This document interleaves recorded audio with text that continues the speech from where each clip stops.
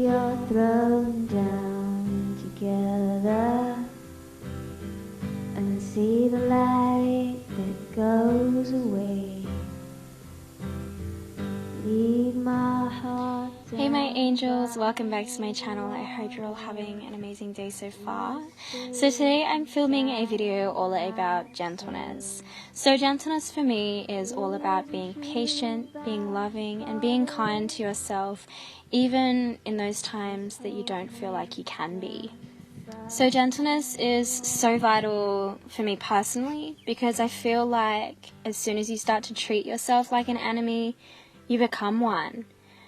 And the more that you can just be gentle with yourself and loving with yourself, even through those really hard waves, the easier it is to actually ride those waves instead of being swept up underneath them. So the first step that I have is opening yourself up to the present moment. And by this I mean really allowing yourself to realize that you are here now. Now is all that exists. And really stepping into your heart space and noticing your thought patterns, kind of taking a step back from your thoughts and just sitting in awareness. This is kind of like a meditative state.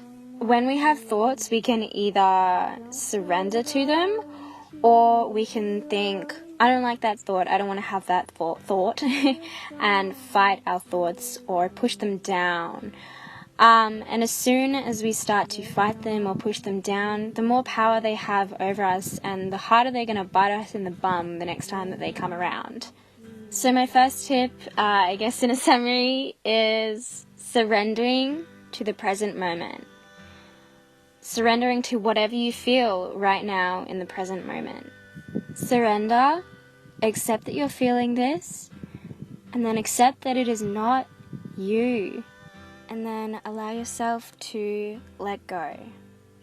Even just take 3 deep clearing breaths and just allow yourself to let it all go. So the next tip that I have to be more gentle with yourself is by listening to audiobooks. Audiobooks are a really great tool because you can listen to books whilst on the go, you can listen to them while cooking, cleaning, walking. I really like to listen to is The Power of Now by Eckhart Tolle. I find that this one is the one that I always keep coming back to in terms of mindfulness, because I resonate with this one the most. I find that the teachings are easy to digest and the truth in it is just so strong. I would quickly really like to thank Audible for sponsoring this video and for allowing this magic to happen. If you guys feel like audiobooks are your thing, feel free to go to www.audible.com/Freyahaley or text Freyahaley to 500 to start listening with an exclusive 30-day free trial. 1 free audiobook of your choice and 2 Audible originals absolutely free included. The next tip that I have to be more gentle with yourself is make time for nature. This was always going to be included in this video because I think it is the most important tip ever. Spending time with Mother Earth is so special, and just being around the earth frequency, being around untouched parts of nature, or even just a local park, putting your feet barefoot on the grass, helps to discharge some of the energy that we feel being in such a go, go, go environment. My next tip is making time to daydream and journal.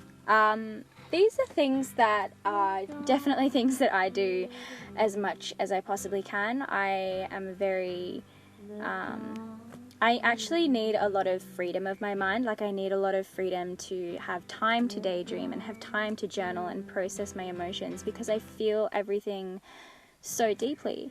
Being so sensitive has some amazing ups, which means I have an incredible imagination. I'm allowed to feel everything so deeply. That means I can feel joy and happiness so deeply. But I also feel busyness and rush and stress just as deeply as those other emotions.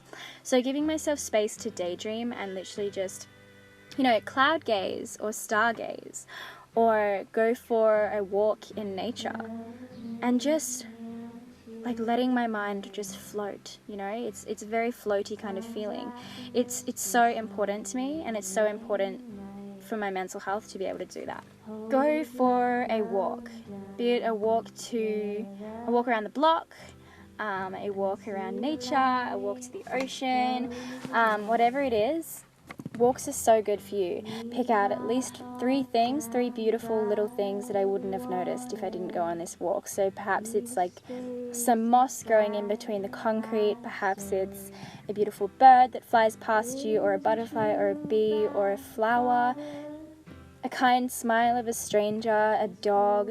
There are so many beautiful things, and I find that when I'm stagnant, that is when my mental health really actually starts to go downhill. But if I make the commitment to walk every single day, I have space and freedom to daydream on the go and to experience more than just my little, concrete box of a room. Next tip is to listen to your body. Actually listen to your body.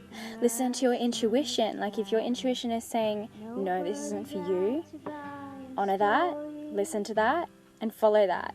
And if your body is saying, I'm tired, have a nap, make a smoothie, drink some water.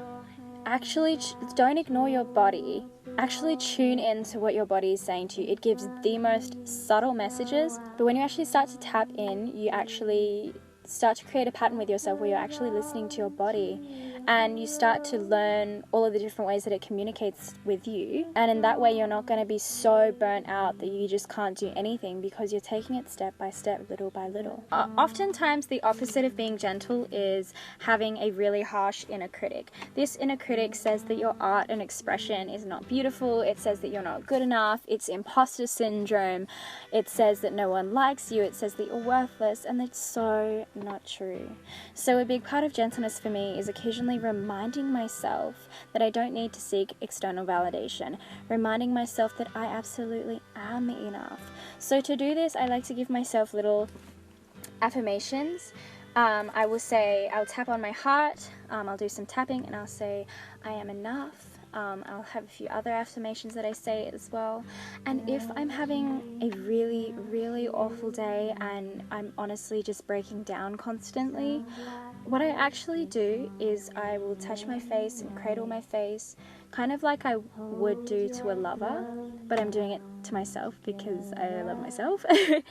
And I will just gently caress my cheek or just hold the back of my head, and I just say to myself, it's okay, sweetheart, I've got you, I love you, no matter what, we're going to make it through this.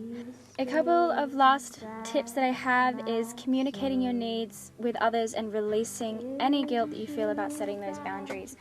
Knowing that you are allowed to say no. Like if your body is telling you, girl, you need some self-care, girl, like have a nap, you are so allowed to say to anyone that you've made a commitment with, I'm feeling really tender, or I'm feeling anxious, or I have very little energy.